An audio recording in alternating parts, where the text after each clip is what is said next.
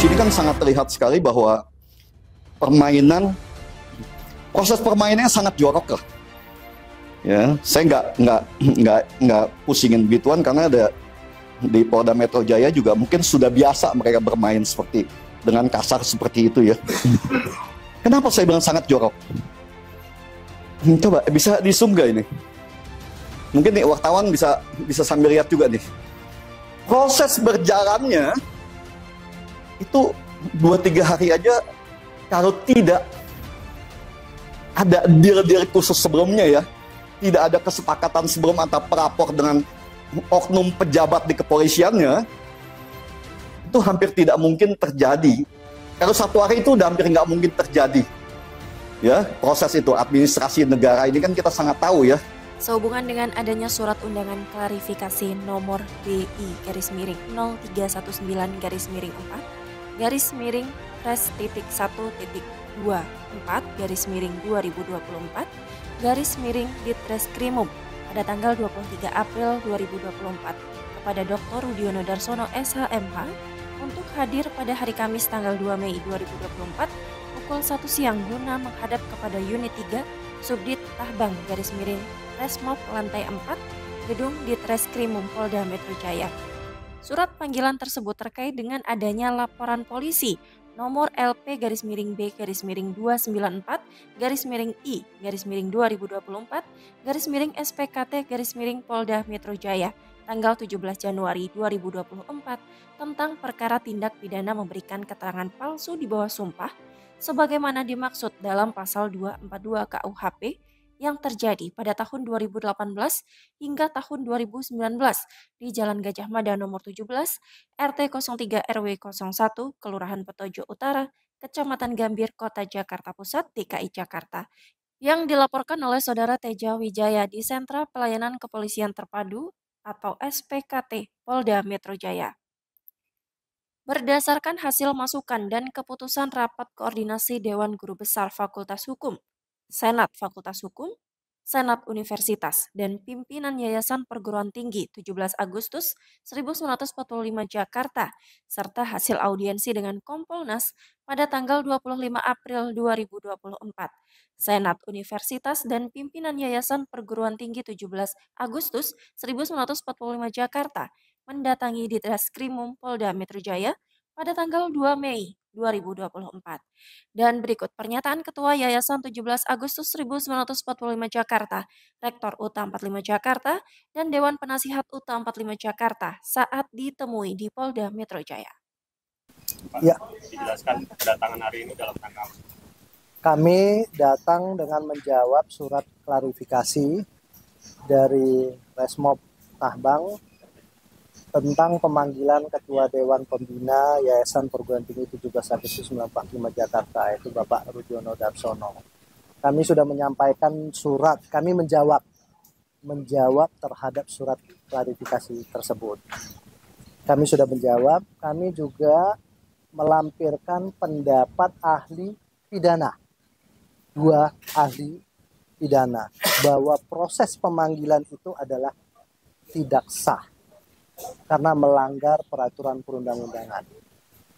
Jadi kedatangan kami ini memastikan bahwa jangan sampai ada proses kriminalisasi terjadi pada siapapun juga. Terhadap siapapun juga, khususnya para petinggi Perguruan Tinggi 17 Agustus 1945 Jakarta. Tidak boleh ada proses kriminalisasi, tidak boleh ada proses rekayasa yang dilakukan oleh mafia tanah yang bekerja sama dengan oknum petinggi Polda Metro Jaya. Ini harus dituntaskan dan ini harus diberantas. Tidak boleh terjadi sama siapapun. Ini harapan kami. Kita udah bertemu Kompolnas. Kami juga sudah beraudiensi dengan Kompolnas, diterima oleh Sekretaris Bapak Beni Mamoto dan didampingi oleh Dr. Yusuf, anggota Kompolnas. Hasil audiensi itu dijelaskan dengan sangat lugas, sangat terbuka dan transparan bahwa ini biasa permainan para mafia tanah yang bekerja sama dengan oknum petinggi kepolisian, Oknum ya, oknum petinggi kepolisian, khususnya di Polda Metro Jaya, yang memiliki para mafia tanah ini memiliki jaringan.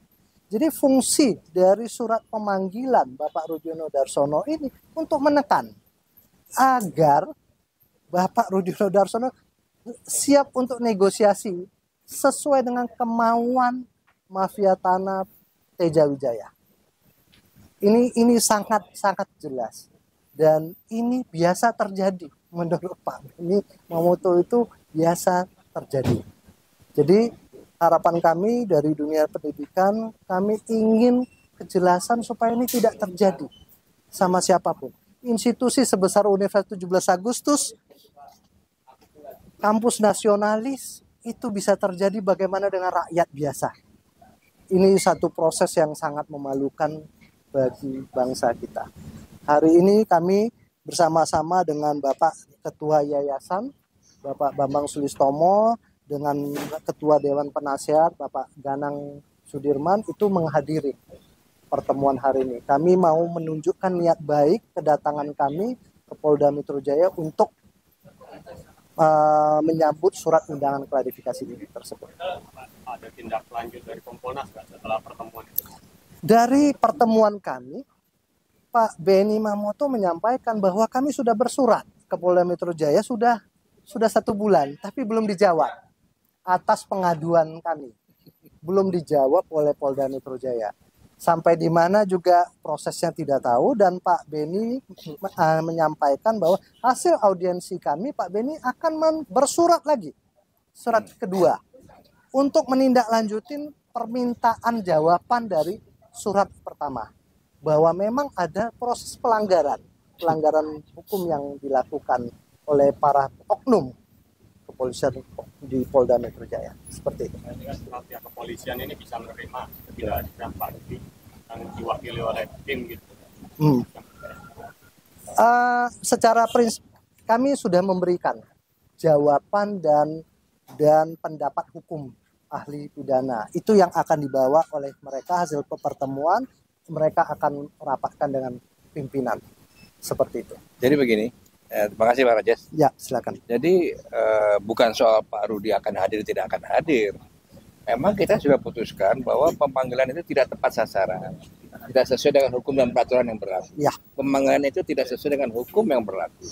Kita nolak. Sebelumnya kita nolak pemanggilan itu. Kita jelaskan tolakannya apa. Nah, dalam surat itulah kita jelaskan kenapa kita menolak. Dengan dalil-dalil hukum yang ada sekarang. Termasuk sekarang ini kita bawa 2 ahli hukum pidana yang menjelaskan bahwa memang pemanggilan ini tidak tepat, tidak benar. Kita menghormati Polda Metro Jaya. Kita menghormati hak Polda untuk memanggil siapapun yang dianggap bermasalah.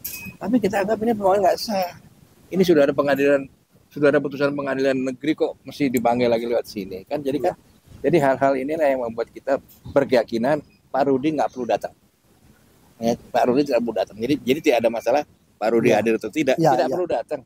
Karena ini pemanggilan ini sebetulnya bukan masalah sakit dan tidak sakit. Bukan sakit ya. Karena itu. Ya. Prosesnya silakan. tidak lazim. Proses pemanggilan tidak lazim. Dan ini merupakan ranahnya pengadilan, bukan ranahnya di kepolisian. Karena di pengadilan sudah selesai, Mas. Yang sering saya lihat di kepolisian itu prosesnya ketika terlapor tidak hadir dalam beberapa kali waktu panggilan itu ada dipaksa.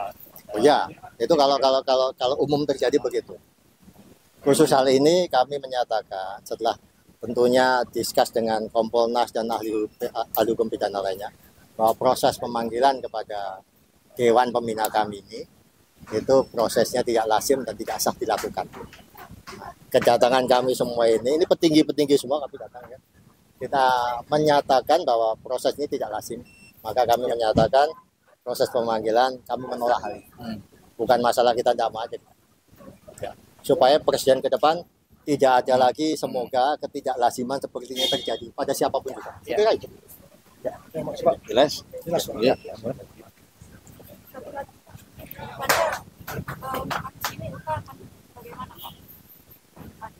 Ya, kita sebagai dunia pendidikan, universitas tetap akan mengecam tindakan-tindakan para oknum-oknum petinggi kepolisian yang bekerja sama dengan para mafia gitu. Ya, mafia tanah. Jadi kami ingin menegaskan bahwa kami tidak setuju adanya tindakan seperti ini. Gini loh, kita menunggu jawaban dari Polda. Jawaban surat kita dari itu, kita tunggu jawabannya apa. Kalau mereka bilang akan kasih jawaban. Jawabannya apa? Karena kita menolak itu. Ya. Ya, itu yang kita tunggu jawabannya. Ya. Menunggu jawaban. Jelas ya? Oke.